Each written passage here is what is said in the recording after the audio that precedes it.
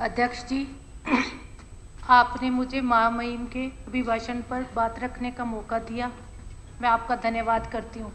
सबसे पहले तो अध्यक्ष जी, मैं कुछ लोगों के लिए एक चंद लाइनें बोलूँगी जो शायद उप मुख्यमंत्री जी का यहाँ बैठना उनके ना मतलब अंदर हजम नहीं हो रहा, तो मैं चंद लाइनें बोल रही हूँ। एहसान ये रहा तोहमत लगाने वालों का मुझ पर, उठती उंगलियों ने दुष्यंत को मशहूर कर दिया।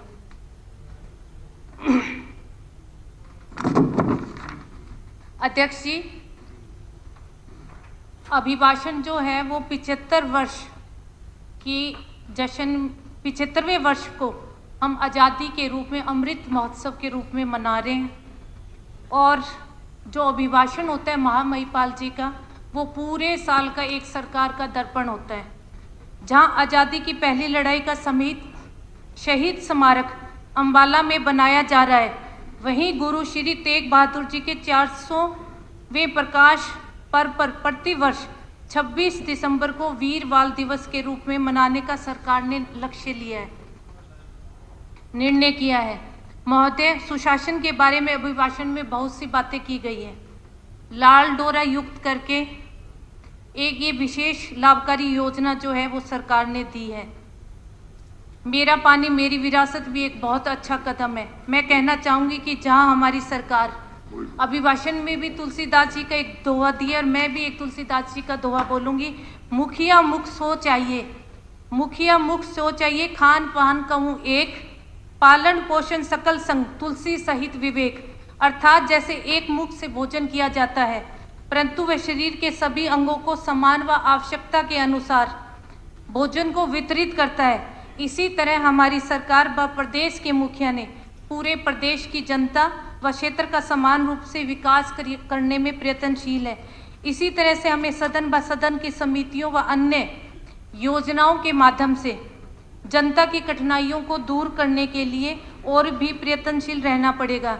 इसीलिए इस उदाहरण को सुदृढ़ करने के लिए जनता के हित में हम सभी सदस्यों को डॉक्टर सचिदानंद सिन्हा द्वारा संविधान सभा में कहे गए अमेरिकी जूलियस जोसेफ स्टोरी के इस कथन के अनुसार सावधान रहना है। उन्होंने अपने इस सभा में कहा था कि सिद्धांतहीन व्यक्ति जनता को ठगने के लिए उसकी मिथ्या और प्रशंसा या खुशामद का सम्मान प्राप्त करने लगते हैं। तो इस प्रजातंत्र में हमें इस विनिष्ट प्रथा को खत्म करना होगा। हमारे राज्यपाल जी के अभिभाषण में मुख्यमंत्री अंत्योदय परिवार उत्थान योजना को भी सभा स्तर पर लाभ पहुंचाने की आवश्यकता है। इसी तरह मुख्यमंत्री अंत्योदय परिवार उत्थान योजना, मुख्यमंत्री परिवार समृद्धि योजना, प्रधानमंत्री जन आरोग्य, आयुष्मान भारत योजना, बीपीएल परिवारों से संबंधित योजनाओं का सही व्यक्ति को समय पर लाभ पहुंच सके, इस बात को हमें सुनिश्चित करना होगा। ऐसी योजनाएं चौधरी देवीलाल जी ने भी बहुत सारी लेकर आए थे। अनुसूचित जाति अभिभाषण में अनुसूचित जाति पिछड़े वर्गों का बहुत मतलब लाभ पहुंचाने की बात कही गई है।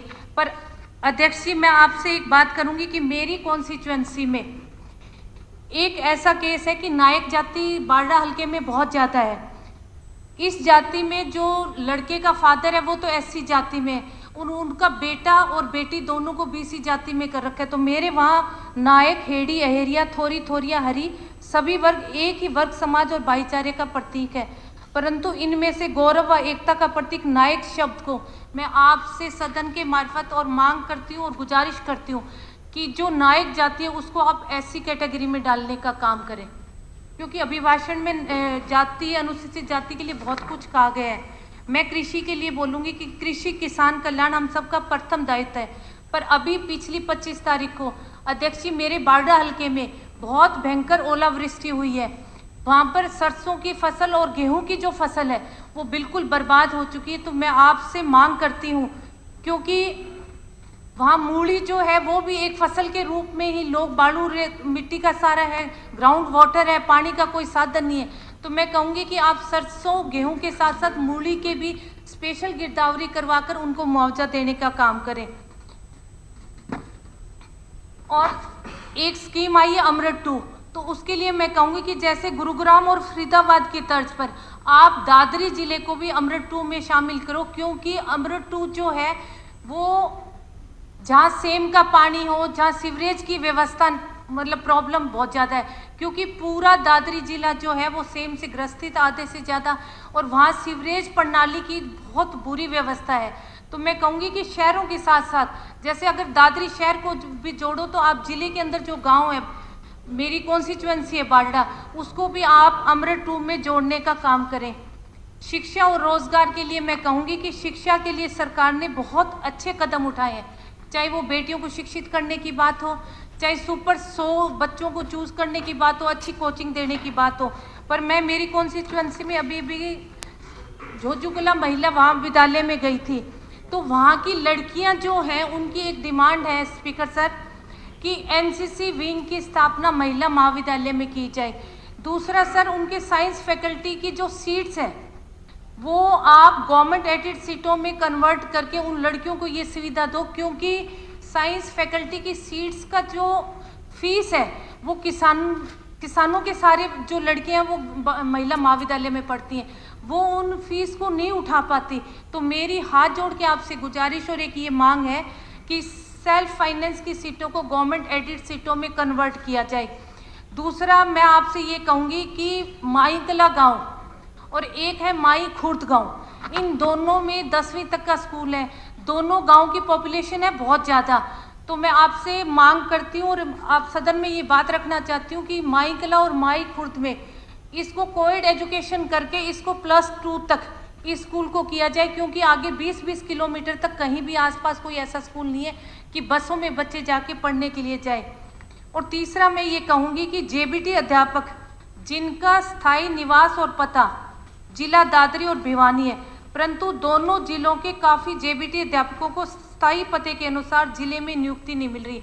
आज भी जब से भिवानी से दादरी अलग हुआ है, एक नया जिला बना है, तब से लेकर अब तक बहुत सारे जेबीटी टीचर्स हैं जिनको नियुक्तियां नहीं मिली। तो मैं आपके माध्यम से ये मांग और एक गुजारिश करना चाहूँगी कि इन जेबीटी टीचर्स को जल्द से जल्द इनको नियुक्तियां मिलें, क्योंकि जेबीटी कैडर का आधार जो होता है वो जिला स्तर पर होता है। और अध्यक्ष जी, शिक्षा और रोजगार, मैं रोजगार के लिए कहूँगी कि 75% का आरक्षण लाकर एक युवाओं के लिए बहुत अच्छा काम किया। प्राइवेट सेक्टर्स में बच्चों को नौकरी मिलेगी। फिर भी मैं अभिभाषण को पढ़ के एक बात कहूँगी कि अभी भी बेरोजगारी जो है वो हरियाणा में चरम सीमा पर है। तो हमें ज़्यादा से ज़्यादा बच्चों को चाहे ग्रुप डी में चाहे सी में जल्दी से जल्दी लिस्ट आउट करके हमें बच्चों को नौकरी लगानी चाहिए, क्योंकि जब भी हम कॉन्स्टिट्यूएंसी में जाते हैं तो सबसे ज़्यादा लोग जो हैं वो रोज़गार मांगते हैं। तो इस तरफ सरकार को बहुत ज़्यादा ध्यान देना चाहिए। और जब हम 75वां अमृत वर्ष मना रहे हैं, हमने स्वतंत्रता सेनानियों को याद किया है, तो मैं इसके लिए आपसे एक बात कहूँगी कि जब हम सैनिकों को इतना मान सम्मान दे रहे हैं, उनको नमन कर रहे हैं, तो बारडा हल्का जो है उसमें एक बिलावल गांव है जो पंचायत की ज़मीन देने के लिए सरकार के लिए बिल्कुल रेडी है, अगर वहाँ एक सैनिक स्कूल खोला जाए तो। क्योंकि सबसे ज़्यादा सेना में अगर कोई भर्ती है तो दादरी ज़िले के लोग हैं। तो मैं आपसे मार्फत मांग करती हूँ सरकार से, और शिक्षा मंत्री जी भी बैठे हैं, कि बिलावल गांव में पंचायत आपको ज़मीन देगी सर, आप एक सैनिक स्कूल खोलने का काम बारडा हल्के में करें। खेल और युवा के लिए मैं कहूँगी कि वैसे तो अभिभाषण में भी और हमारी सरकार जो है वो बहुत सर बिल्कुल थोड़ा सा, क्योंकि मैं बहुत सारी चीज़ें हैं ना उसमें 0 आवर में बोलना चाह रही थी, पर मैं सोच रही हूँ इसी में बोल के मैं मेरा 0 आवर वाला टाइम भी इसी में दे दूँ मुझे। 0 आवर का तो जिस दिन 0 आवर होगा जरूर देंगे। खेल और उनके लिए मैं आपसे कहूँगी कि वैसे तो सरकार बहुत ज़्यादा गंभीर है, बहुत ज़्यादा बच्चों को पैसा मिल रहा है, फैसिलिटीज़ मिल रही है, पर मेरे झोझुकला और चांगरोड गांव में दोनों प्लेग्राउंड्स में पानी का जो जल भराव है वो बहुत ज़्यादा है। तो मैं आपसे गुजारिश करूंगी कि ये जो पानी वाला सिस्टम है इसको अमृत 2 में लेके इस समस्या को ख़त्म करने का काम करें। महिलाओं की सुरक्षा और सशक्तिकरण के लिए पंचायतों में आधी भागीदारी, फूड व सप्लाई डिपोज में 33% की भागीदारी, और स्वयं सहायता ग्रुप आदि में, और हेल्पलाइन नंबर 112, ये सरकार की महिलाओं के लिए एक बहुत अच्छी पहल है। और जल्द ही सरकार हरियाणा पुलिस में पहले 5.5 थी, अब 9% है और जल्द ही सरकार इसको 15% करने वाली है। तो मैं चाहूंगी कि बजट में थैंक यू जी। ये जो है आप करने का काम करें।